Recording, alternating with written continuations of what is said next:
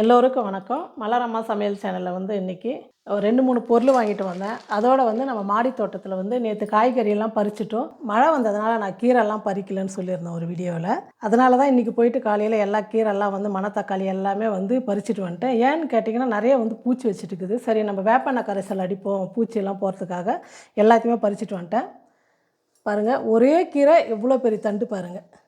ஏன்னா நான் கீரை கிள்ளிட்டு அடியில் நம்ம ஃபஸ்ட்டு வரும்போது அந்த துளிர் வரும்போது கொஞ்சமாக வரும்போது இவ்வளோ நீளம் வரும்போது நம்ம அடியில் கட் பண்ணி விட்டுட்டோமா, அது பக்கத்தில் எத்தனை களை ஒரே கீரை, அது சிறுகீரை எவ்வளோ பெருசு வந்துக்குதுங்க பாருங்கள். அது மாதிரி ஒரு 3-4 இருக்கும். இதுவே நமக்கு ஒரு வேலைக்கு பருப்பு போட்டு கடைத்துக்கு போதும். அதனால் நான் எல்லாத்தையுமே எடுத்துகிட்டு வந்துட்டேன். இது மணத்தக்காளி நல்லா பழமும் பழுத்துச்சு. இந்த பழத்தெல்லாம் நம்ம எடுத்து வேறு தொட்டியில் போடும்போது நமக்கு மறுபடியும் மணத்தக்காளி கீரை வரும். நிறையா காயும் வந்திருக்குது. இந்த காயை வச்சு நம்ம குழம்பு செஞ்சுக்கலாம். இந்த கீரையை பொரியல் பண்ணிக்கலாம் அப்படின்றதுனால இதையும் பறிச்சுட்டேன். கடைசியாக கொத்தரக்காய் எல்லாமே எடுத்துட்டேன். ஏன்னா பூச்சி நிறையா இருக்கிறதுனால மருந்து அடிக்கலான்றதுனால இந்த கொத்தரக்காய் இருந்தது அவ்வளோதான் செடியில், அதையும் எடுத்துட்டேன். வெண்டைக்காய் எல்லாம் காஞ்சி, இது நாட்டு வெண்டைக்காய். ஏற்கனவே வெள்ளை வெண்டைக்காய் விதை எடுத்து வச்சுக்கிறேன். இந்த வெண்டைக்காய் எல்லாமே செடியிலே விட்டு காஞ்சதுன்னா விதை நல்லா முற்றி இருக்கும். அதனால் நல்லா முற்றி நல்லா காஞ்சி வந்துடுச்சு. இதையும் நான் எடுத்துட்டேன். அப்படியே நம்ம காயோடு வைக்கும்போது போடும்போது எந்த விதையும் பூச்சி வைக்காது, எதுவுமே இருக்காது. காய வச்சு நம்ம சேஃப்டி பண்ணி வச்சுக்கலாம். கொத்தரங்காயும் அதே மாதிரி ஏற்கனவே நிறைய எடுத்துக்கிறேன். இப்போ 2-3 தான் இருந்தது, அதையும் எடுத்துட்டேன். பச்சை மிளகா, என்ன எல்லாத்துக்குமே மருந்து அடிக்க போகிறதுனால நான் காயெல்லாம் பிச்சு எடுத்துட்டேன். பாருங்கள், பூ இது பவள மல்லி. அழகாக ஊசியில் கோர்த்து போடும்போது அவ்வளோ சூப்பராக இருக்கும் பாருங்கள். வெள்ளை ஆரஞ்சு ரொம்ப அழகாக இருந்தது. நம்ம செடியில் இன்றைக்கி இவ்வளோ தான் கிடச்சிது. இதையும் பூ பறிச்சுட்டேன். அப்புறம் இந்த சாமந்தி பூ, மஞ்சள் கனகாம்பரம், செம்பருத்தி பாருங்கள். இது ஒரு பிங்க் கலர், இது ஒரு கலரு, இது ஒரு கலரு. இது நம்ம தேங்காய் எண்ணெய் காய்ச்சலாம் அப்படின்றதுனால இந்த 6-7 பூ கிடச்சிது. எதையும் எடுத்துட்டேன். இந்த பூ பாருங்கள் இவ்வளோ சூப்பராக இருக்குது. இது ஒன்று மட்டும் வச்சா போதும், ஃபோட்டோக்கு அழகாக இருக்கும். இன்றைக்கி நம்ம தோட்டத்தில் காய்கறி கீரைங்க எல்லாமே எடுத்துட்டோம். சிறுகீரை, மணத்தக்காளி கீரை, கொத்தரக்காய் எல்லாமே பறித்தோம். நான் பெங்களூர் போயிருந்தேன் கல்யாணத்துக்காக. போனால் சரி எப்படியும் அங்கே தான் எங்கள் அம்மா இருக்காங்க. ஒரு 2-3 நாள் இருந்துட்டு வருவேன் நான். அப்போ வெளியே போகும்போது ஒரு கடையில் ஆஃபர் போட்டிருந்தாங்க. பிரியாவுக்கு நான் வெயிட்டாக நல்லா கொஞ்சம் பெரிய குக்கராக வாங்கி கொடுத்தேன். 1/2 கிலோ 1 கிலோ செய்கிற மாதிரி தான் குக்கர் வாங்கி கொடுத்தேன்.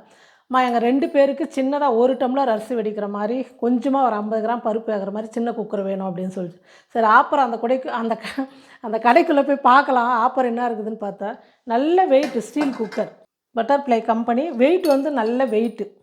இது பிரியாக்கும் அவங்க வீட்டுக்காருக்கும் காலையில் சமைக்கணுன்னா 2 பேருக்கு 1 டம்ளர் அரிசி தாராளமாக வடிக்கலாம். அதனால் இந்த சின்ன ரொம்ப நாளாக ஒரு 2-3 மாதமாக கேட்டுனுக்குது. ஏன்னு பார்த்தீங்கன்னா, ஏற்கனவே பிரியாவுக்கு நிறைய வீடியோக்காக நிறைய எடுத்தோம். அந்த பாத்திரம்லாம் நான் அவ்வளோ நான் சமைக்குவேன். நம்ம சமையலுக்கு தேவையானதெல்லாம் வீட்டில் இருக்குது. வீடியோக்குன்னு எடுத்த எல்லா பாத்திரமே எல்லாமே ஒரு செட்டு வாங்கி வச்சதுனால எல்லாமே பிரியாவுக்கு கொடுத்துட்டோம். தனியாக வேறு கல்யாணத்துக்கு நிறையாவே வாங்கியிருக்கிறோம் பாத்திரம்லாம். ஆனால் இந்த மாதிரி சின்ன சின்னதாக வாங்கலை, பெருசாகவே வாங்கி கொடுத்ததுனால அதுக்கு சின்ன கடாய், சின்ன குண்டா, சாம்பார் வைக்கிறதுக்கு இந்த மாதிரி குக்கர்லாம் இடையில வாங்கிக்கலாம். எது தேவைன்னு தெரியாது. அவங்க இங்கேயே இருக்கிறதுனால ஊருக்கு போனால் நிறையா வேணும், எல்லாரும் ஃபேமிலியோடு இருப்பாங்க. அப்போ நம்ம பெருசாக கொடுத்துருக்கலாம். இங்கேயே அவங்க இருக்கிறதுனால தேவையானதை மட்டும் அப்பப்போ வாங்கி கொடுக்கலான்னு சொல்லிட்டு தான் நான் வாங்கி கொடுக்குறேன். இது ஒரு குக்கரு. அதே மாதிரி ஒரே மூடியில் 2 சின்னது. இது ஒரு 1/4 கிலோ அவங்க 2 பேருக்கு ஒரு காய் வேக வச்சுக்கலாம், உருளைக்கிழங்கு வேக வைக்கலாம், பருப்பு வேக வச்சுக்கலாம். நல்லா குட்டியாக எல்லாமே ரொம்ப வெயிட்டு ஸ்டீலாக இருந்ததுனால சரி ரேட்டும் நான் உங்களுக்கு சொல்கிறேன். ஆனால் இந்த ரேட்டு பரவாயில்லையா இல்லை அதிகமானு சொல்லிட்டு நீங்கள் கமெண்ட்டில் பண்ணுங்கள். இந்த 2 குக்கர் பிரியாக்கு. இந்த 2 குக்கருக்குமே ஒரே மூடி தான். இந்த 2த்துக்குமே இந்த மூடி தான் போட்டு பண்ண முடியும். அதுக்கு தனியாக மூடி இல்லை. பிரியாவுக்கு நான் அங்கே வீடியோ காலில் காமிச்ச போதுமாமான்னா எனக்கு போதுமா இது அப்படின்னு சொல்லிச்சு. ஏன்னா 3 ஒரே செட்டாக வரதுனால சரி நமக்கு யூஸ் ஆகும் வீடியோக்கு அப்படின்னு சொல்லிட்டு நான் ஏற்கனவே போன வீடியோவில் அலுமினியத்தில் ஒரு குக்கர் வாங்கினேன் கொஞ்சம் பெருசு. இது அதை விட சின்னது. நல்ல வெயிட்டு கம்பெனி இதுன்றதுனால நான் இதை வாங்கிட்டேன். இந்த 3 குக்கருமே ஆஃபரில் 2300 சொல்லிட்டு கொடுத்தாங்க நமக்கு. இது இந்த 3 குக்கருக்கு இந்த ரேட்டு பரவாயில்லையா இல்லை நான் அதிகமாக கொடுத்துட்டேனா, இதோட கம்மியாக இருக்குதா ஜாஸ்தியான்னு சொல்லிட்டு நீங்கள் பார்க்குறவங்க கமெண்ட் பண்ணுங்கள். அப்புறம் இப்போது தீபாவளி வருது இல்லையா, பிரியா பார்த்துருக்கோம். இந்த கரண்டியில் கொஞ்சமாக பொட்டுக்கடலை அதெல்லாம் செய்கிறதுக்கு எண்ணெயில் போட்டு தேவ முடியல, ரொம்ப கஷ்டமாக இருந்தது. அதனால் இந்த மாதிரி தட்டையாக இருக்கிறது வாங்கினேன். அப்படியே எண்ணெய் கடாயில் வச்சுட்டு கருவேப்பிலை, பொட்டுக்கடலை, வேர்க்கடலைலாம் இதில் வறுத்துக்கலாம் அப்படின்றதுனால இது ஒன்று வாங்கினேன். இதுவும் அங்கே கிடச்சிது, உடனே வாங்கிட்டேன். இதுவும் பட்டர்ஃப்ளை தான் கம்பெனி. இந்த குக்கர் வாங்கின கடையில் தான். இந்த புடி மட்டும்தான் இல்லை. அதனால் இந்த தவா 100 ரூபாய் இது ரேட்டு. ஆனால் அங்கே கூட்டம் நிறையா. எனக்கு உனக்கு ரேட்டு கம்மியாக இருந்ததுனால நிறையா எடுத்துன்னு போயிட்டாங்க. ஒவ்வொருத்தரும் 4, 5. நான் தேடி தேடி பார்க்குறேன். இதுதான் கொஞ்சம் நல்லா இருந்தது. சுத்தமாக க்ளீனாக புது பாத்திரம் மாதிரி. இந்த புடி மட்டும்தான் இல்லை. அப்புறம் கொஞ்சம் கொஞ்சம் லைட்டாக வளைஞ்சிருந்தது. அதுக்கு வந்து அப்படியே அவ்வளோ ரேட்டு கம்மியாக கொடுத்தாங்க. சரி இது புடி தானே, நம்ம வாங்கி போட்டுக்கலாம், இல்லைனா அப்படியே கூட பண்ணிக்கலாம், ஏதாவது மசால் வறுக்கிறதுக்கு செய்யறதுக்கு பண்ணிக்கலாம்னு சொல்லிட்டு இதை நான் வாங்கினேன். எங்கள் வீட்டுக்கார் பார்த்தீங்கன்னா இந்த மாதிரி குக்கர் புடி இதெல்லாம் போயிடுச்சு, இந்த மாதிரி தவாலெல்லாம் அதெல்லாம் எடுத்து போட மாட்டார், சேஃப்டியே எடுத்து வச்சுக்குவார். இப்போ அதையே கூட நான் போட்டு தரேன் அப்படின்னு சொன்னார். வாங்கின ஒன்று வாங்கிட்டு வந்த உடனே புடி நம்ம போட்டுக்கலாம், பரவாயில்ல, 100 ரூபாய்க்கு வந்து இவ்வளோ கம்மியாக இருக்குது அப்படின்னு சொல்லிட்டு நான் பெங்களூரில் வந்து இதை வாங்கிட்டு வந்தேன். இப்போ வந்து இதை பார்த்தாச்சு. நம்ம குக்கர்லாம் நம்ம மாடி தோட்டத்தில் வந்து சிறுகீரையும் மணத்தக்காளி கீரைலாம் வந்து எடுத்துகிட்டு வந்துக்கிறேன். அதை வச்சு தான் இன்றைக்கி ஒரு சூப்பரான சமையல் செய்ய போகிறோம். வாங்க எப்படி செய்யுதுன்னு பார்க்கலாம். சிறுகீரை தான் வந்து பருப்பு போட்டு கடைய போகிறேன். ரேஷன் துவரம் பருப்பு இது. நாங்கள் 1 கிலோ மாதத்துக்கு வந்து ரேஷன் துவரம் பருப்பு கொடுப்பாங்க. அது வந்து தீர்ந்துடுச்சுன்னா அதுக்கப்புறம் தான் கடையில் வந்து வேறு பருப்பு வாங்குவோம். ஏன்னு பார்த்தீங்கன்னா நிறைய வந்து நம்ம தோசை சப்பாத்தி இந்த மாதிரிலாம் செய்கிறதுனால, பொங்கல் அப்படிலாம் செய்கிறதுனால பருப்பு வந்து அதிகமாக தேவைப்படாது. அதனால் வந்து ரேஷன் துவரம் பருப்பு இது ஒரு 100 கிராம் எடுத்துக்கிட்டேன். இது ஒரு பாத்திரத்தில் போட்டுடலாம். கீரைக்கெல்லாம் நல்லா இருக்குது இந்த பருப்பு வந்து. கடை பருப்போட இந்த ரேஷன் பருப்பு வந்து ரொம்ப டேஸ்ட்டாக நல்லா இருக்குது. பச்சை மிளகா ஒரு 9, இதுவும் நம்ம தோட்டத்தில் பறித்த பச்சை மிளகா. தக்காளி ஒரு 3 தக்காளி, இதே சேர்த்துக்கலாம். பூண்டு ரொம்ப சின்ன சின்னதாக இருக்கிறதுனால ஒரு 20 போட்டுக்கிறேன். கொஞ்சமாக சீரகம், மஞ்சள் தூள் ஒரு 1/4 டீஸ்பூன் சேர்த்துக்கிறேன். தேவையான அளவுக்கு தண்ணி சேர்த்துக்கலாம். இப்போ கீரைக்கு தேவையானது எல்லாமே சேர்த்துட்டோம். பருப்பு வந்து நல்லா வேகட்டும். பருப்பு வெந்துருச்சா பார்க்கலாம். ரேஷன் பருப்பெல்லாம் ஒரு 5 நிமிஷத்துலேயே வந்து சூப்பராக வந்துடுது பாருங்கள். நல்லா பருப்பு வெந்து இந்த மாதிரி நல்லா மலர்ந்து வரணும். நல்லா வந்துடுச்சு பாருங்கள். இப்போ வந்து நம்ம கீரை சேர்த்துக்கலாம். எனக்கு வந்து சிறுகீரை கிடச்சிது வந்து ஒரு 2 கைப்பிடி அளவு கிடச்சிது. அந்த கீரையை சேர்த்துறேன். கீரை சேர்த்ததுக்கப்புறம் நம்ம மூடி போட்டு மூட வேணாம். மூடி போட்டிங்கன்னா கலர் வந்து மாறிடும். அதனால் மூடி போடாமல் கீரை வேக வச்சுக்கலாம். பாருங்கள், கீரையும் வந்து நல்லா வெந்துடுச்சு. கொஞ்சமாக புளி எடுத்து இதில் வந்து வெறும் ஓடு கல் மண்ணெல்லாம் இருக்கிறதுனால நல்லா சுத்தமாக தண்ணியில் வந்து நான் கழுவிட்டேன்.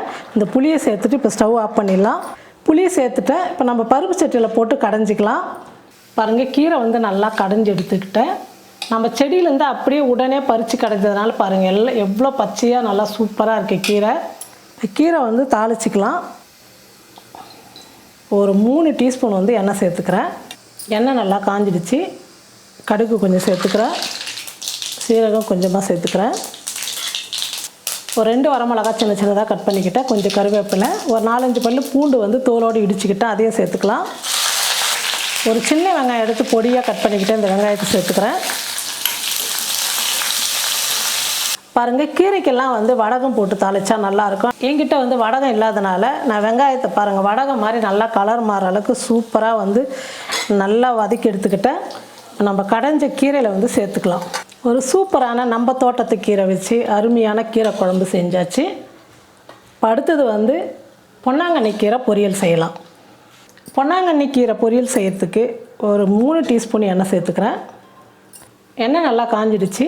கடுகு, கொஞ்சமாக சீரகம், ஒரு 4 பல்லு பூண்டு தோலோடு இடித்தது, 4 வரமிளகா,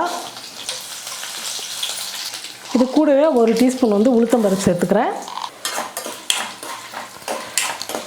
மிளகா பூண்டு உளுந்தெல்லாம் நல்லா வறுபட்டுடுச்சு. 2 சின்ன வெங்காயம் எடுத்து பொடியாக கட் பண்ணி வச்சுக்கிறேன், அதே சேர்த்துக்கிறேன்.